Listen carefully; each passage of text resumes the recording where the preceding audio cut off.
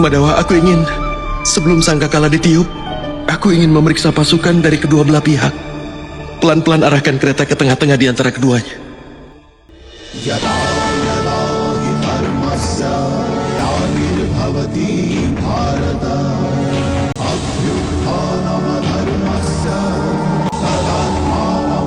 Apa yang ingin kau lihat, Partha? Ke arah mana kau mau melihatnya? Dan kau sebenarnya ingin memastikan apa? Hari ini, kenapa kau ingin mengelilingi semua pasukan yang ada di medan perang ini? Aku berharap bisa melihat angkatan perang lawan, Madawa. Dan aku juga ingin melihat semua pasukanku. Aku hanya ingin tahu, di dalam pertempuran ini, kematian siapa yang akan menegakkan keadilan, dan kematian siapakah yang menunjukkan ketidakadilan. Aku hanya ingin mengetahui apa yang akan kudapat dalam perang yang dahsyat ini, dan aku akan kehilangan apa.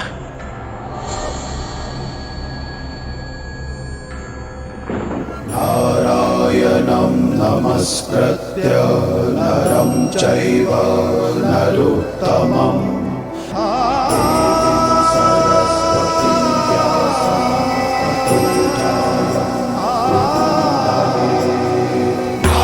Di tanah Kuruksetra, di antara dua lautan pasukan yang siap untuk saling menyerang, seorang ksatria berdiri membeku. Arjuna, sang pemanah agung, pewaris garis Bharata. Bahunya pernah memikul beban yang sangat berat demi kebenaran. Tapi hari itu, langit tampak runtuh dari dalam dirinya sendiri. Matanya menatap ribuan wajah. Wajah yang dikenalnya. Wajah yang pernah tertawa bersamanya di halaman istana. Belajar bersama, tumbuh bersama. Tapi hari ini mereka berdiri di seberang, menantangnya, siap mati atau membunuhnya. Tapi Madawa, aku datang ke sini bukan untuk beramal. Begitu banyak prajurit yang datang ke sini untuk menyerahkan nyawa mereka. Aku hanya ingin meyakinkan bahwa dalam perang ini, apakah aku akan menghancurkan ketidakadilan, atau di lain pihak, aku juga yang akan melukai keadilan. Apa yang akan kau lakukan dengan semua itu?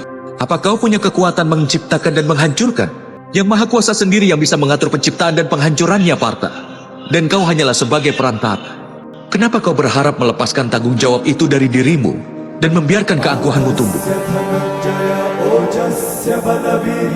Di sana berdiri Bhishma, sang kakek yang pernah mengangkatnya dari buayan, Drona, gurunya yang menaruh busur pertama di tangannya, Kripacarya, Aswatthama, sahabat dan saudara seperguruan, dan para putra Dhritarashtra, saudara sedarah dari garis yang sama, mereka yang tumbuh di halaman yang sama, berlatih di bawah matahari yang sama. Kini menjadi bayangan gelap di seberang medan. Jantung Arjuna bergetar, nafasnya pendek, dan tiba-tiba dunia terasa terlalu berat untuk dipanggul oleh satu jiwa. Dadanya sesak, bukan oleh ketakutan, tapi oleh cinta yang tercerai-berai. Di antara langkah-langkah menuju Dharma, hatinya tersandung pada kenangan. Ia tak melihat musuh, ia melihat masa lalunya.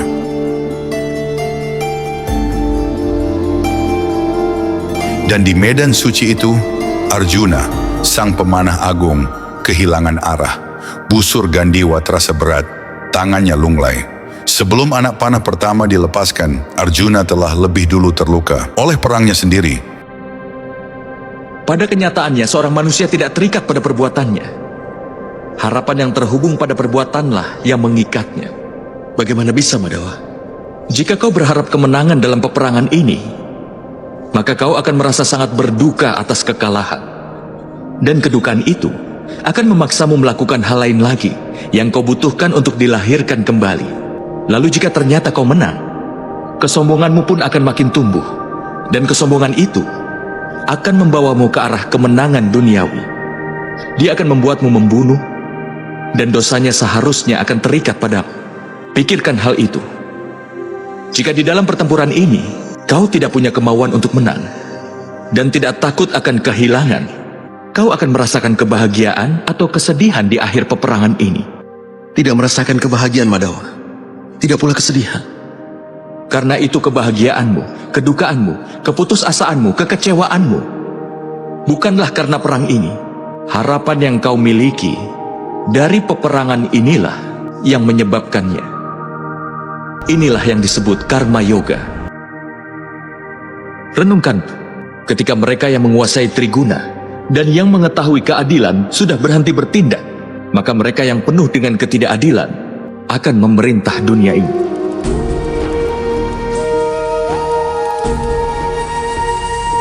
Pengabdian kepadaku adalah pengabdian kepada Yang Maha Kuasa.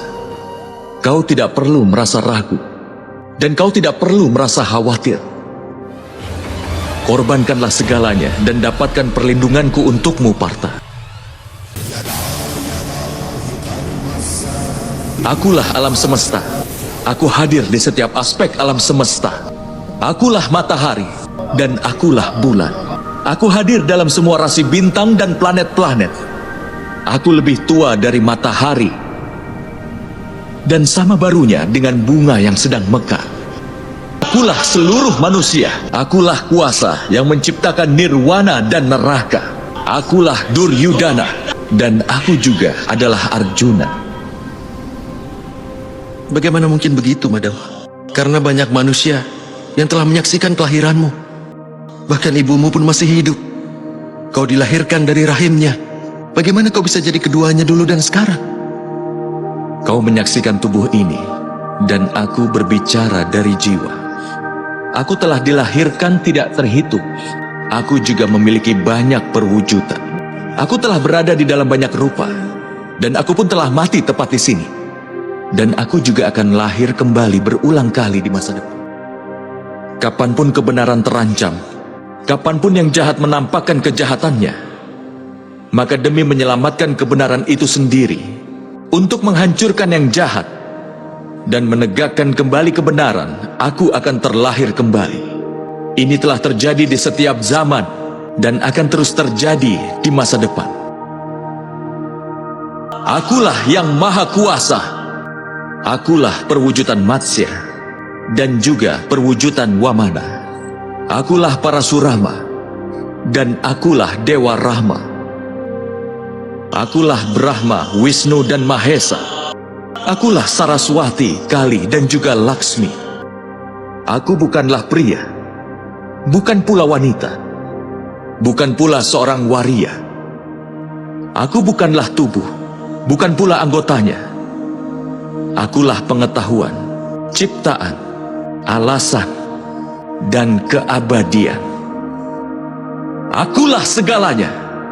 Dan aku pun bukan apa-apa. Ini telah terjadi di setiap zaman dan akan terjadi di masa depan.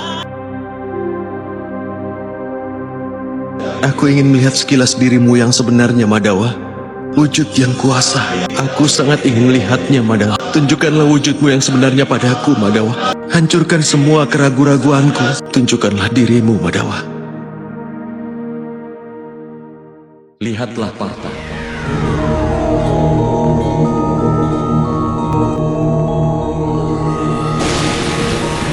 Ketika suara Krishna memanggil kesadaran Arjuna, dunia tiba-tiba terbelah. Bukan medan Kurukshetra yang dilihatnya, bukan pasukan, bukan kuda, bukan panah, tapi sebuah celah di balik tabir kenyataan. Mulut Krishna terbuka, dan di dalamnya, Arjuna melihat seluruh alam semesta. Ia melihat langit berlapis-lapis, galaksi-galaksi berputar seperti mantra dalam tarian suci. Ia melihat lautan penciptaan, di mana Brahma duduk di atas bunga teratai, menciptakan waktu dengan napasnya. Ia melihat Vishnu berbaring di atas Ananta Shesha, menjaga keseimbangan dunia. Ia melihat Mahadewa, Siwa, menari tandawa di ujung kehancuran. Dan lebih dalam lagi, ia melihat Narasimha, Rahwana, Duryodhana, Karna, Bhishma, semuanya menyatu dalam arus waktu.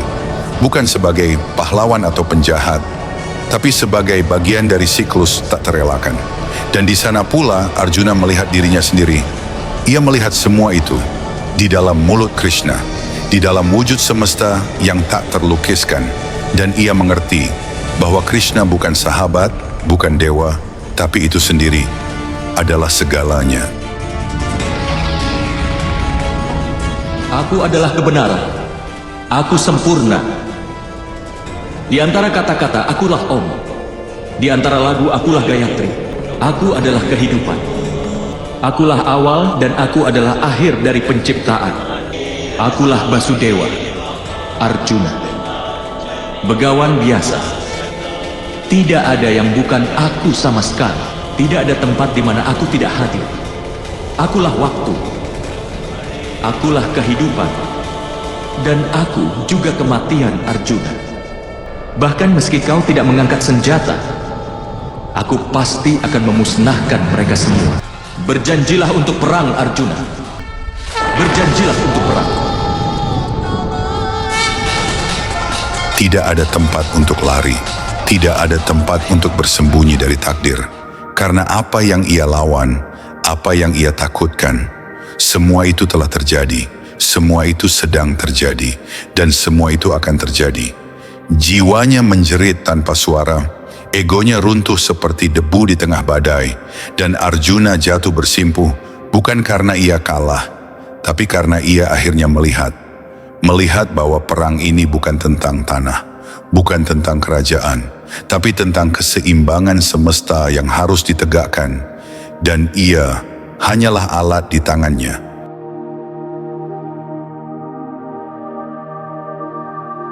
Oh Madawa, oh Madhusudan, hari ini keraguanku telah terhancurkan. Aku mohon kembalilah ke wujud manusiamu. Aku akan mematuhi setiap perintah darimu.